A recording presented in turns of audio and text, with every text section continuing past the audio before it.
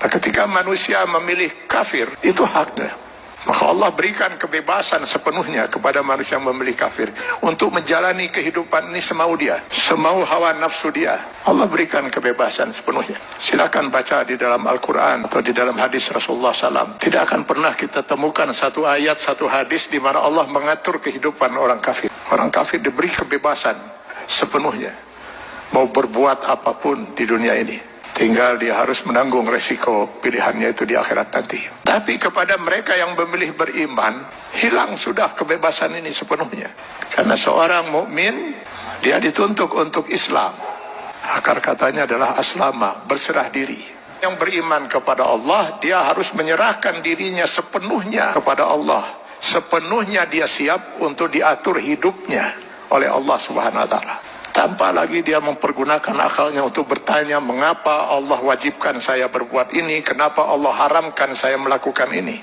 Kalaupun pertanyaan itu muncul dalam dirinya, maka keimanan dia akan menjawab, saya lakukan ini karena Allah perintahkan, dan saya tinggalkan hal ini karena Allah melarangnya. Itu jawaban seorang mukmin. Dia tidak akan berusaha mencari ilah hukum, alasan hukum, apa manfaatnya, apa hikmahnya.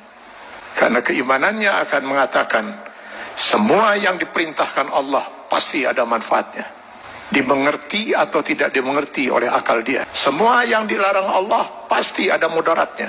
14 abad umat Islam tidak pernah mengerti bahwa dalam daging babi itu terdapat cacing pita. Cacing pita baru ditemukan di akhir abad 18 Masehi. Apakah umat Islam selama 14 abad itu makan daging babi? Tidak. Setiap yang dilarang oleh Allah pasti ditinggalkan oleh seorang mukmin. Maka seorang mukmin harusnya siap untuk mengislamkan dirinya secara penuh, secara utuh, secara kafah. Maka kepada orang yang memilih beriman itu Allah menyeru, ya ayyuhallazina amanu dukhulu fis-silmi kafah.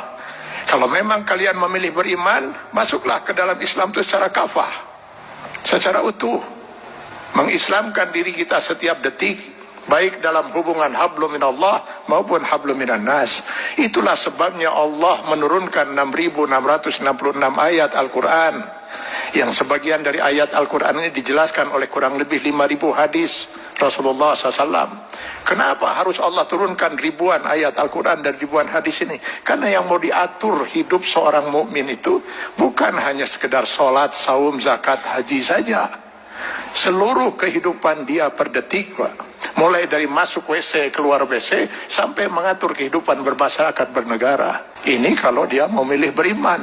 Kalau tidak mau diatur hidupnya, jangan milih beriman, milih kafir. Pada orang-orang yang berfaham sekularisme, liberalisme, yang ingin memisahkan agama dari kehidupan, saya sering mengatakan, kenapa repot-repot harus menolak sebagian aturan Allah? Pilih kafir, Anda bebas sebebas-bebasnya. Kalau memilih beriman, sudah hilang kebebasan itu.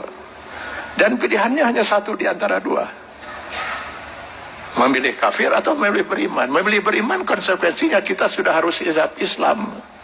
Mengislamkan diri kita, menyerahkan sepenuhnya diri kita untuk diatur hidup kita oleh Allah Subhanahu wa Ta'ala. Karena itu setiap orang mukmin sadar betul bahwa selamat tidaknya dia termasuk orang yang ditangisi oleh tidak oleh Rasulullah SAW.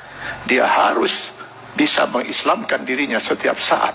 Karena yang nanti akan dimintai pertanggungjawaban di yaumil akhir bukan hanya sebatas sholat, zakat, saum, haji saja, tapi seluruh kehidupan dia per detik.